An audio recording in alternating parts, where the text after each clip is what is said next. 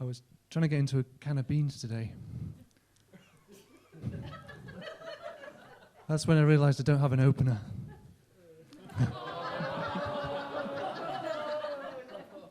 Hello, I'm Luke. I have a difficult day at work today. I was asked for my risk assessment. I said it's a decent game, but I prefer Monopoly. I used to have my dream job working in a dairy, but I got sacked for milking the applause. I applied to be Pope, but they said you've got to be Catholic. I said, what about political correctness? I thought it had gone mad. But here you are, discriminating on the basis of religion for a religious leadership position. They said, fuck off with the papacy. I was like, you bastards, you killed Diana. They said, I think you mean the paparazzi. Applied to be a sumo wrestler. They said, you haven't got the build for that. I just wanted to be held. So I said, well, have I got the build for? They said, chess. I thought they said Duchess. Applied for that.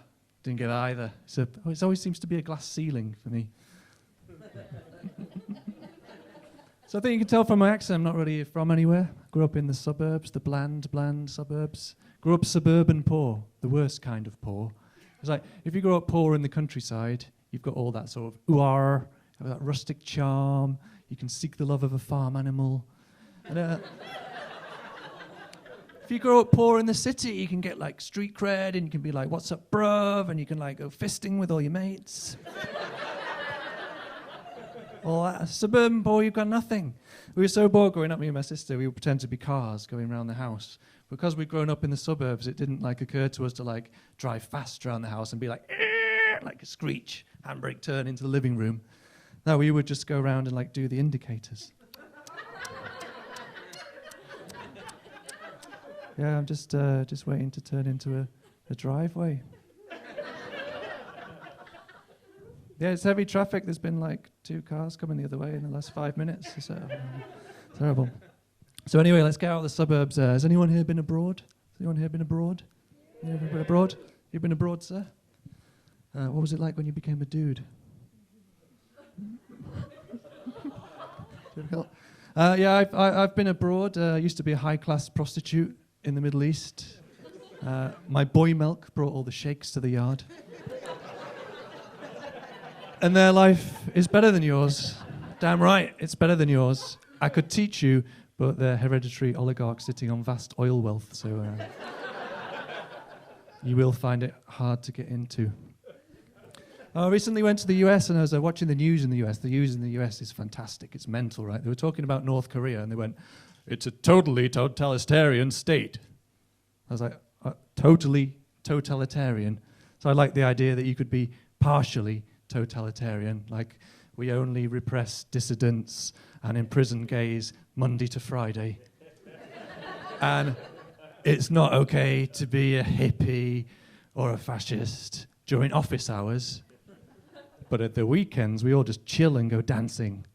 And then Monday, back to totalitarianism. Yeah. And then they called North Korea, they called North Korea the reclusive nation. I like the reclusive nation. I like the idea that nations are meant to go out and be sociable. Like there's someone going, North Korea, come on. North Korea, like the other nations are all playing out. North Korea, come on, come on. They're all going down the UN. They're going to play a big old game of Risk. Yeah. Oh, you prefer Monopoly?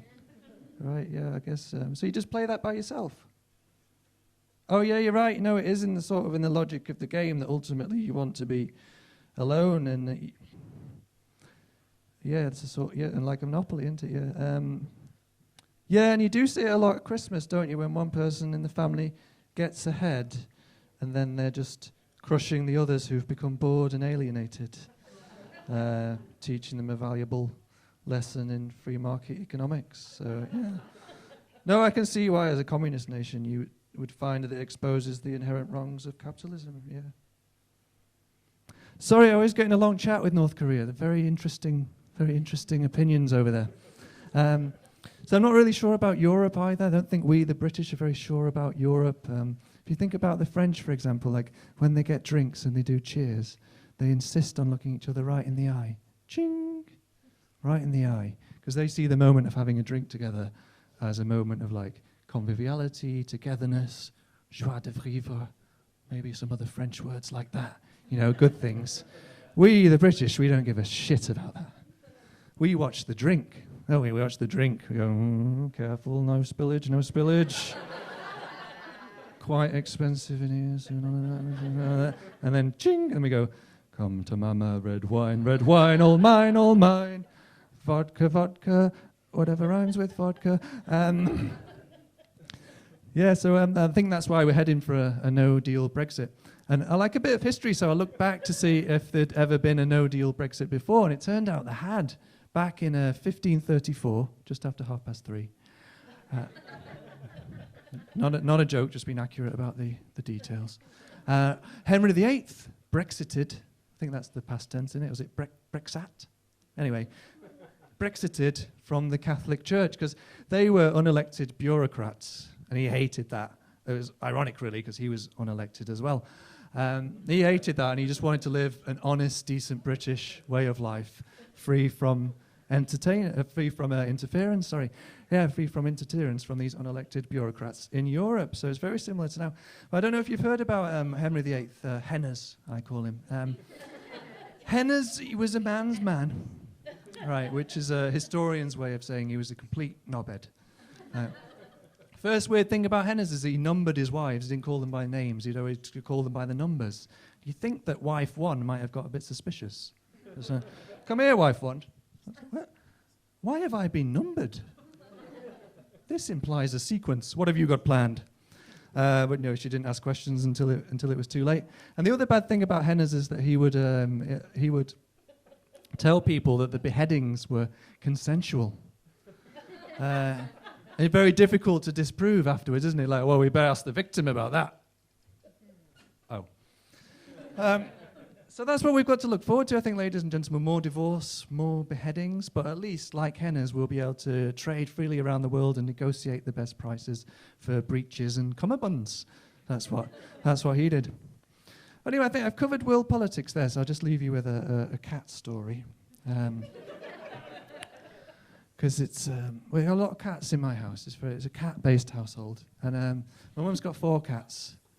One's nice, one's quite managerial, one's an inherently chaotic being whose soul will never know peace. And the other one's a bit of a bellend. But we did have this one cat. And I think he was straight, but you know how it is with pet sexuality? They say, don't ask, don't tell. So. Anyway, he seemed to have a few girlfriends in the neighborhood, but then he started flirting with the male cats, and there were these very, very macho male cats in the neighborhood. They got really angry with him, beat him up. He never recovered from his injuries.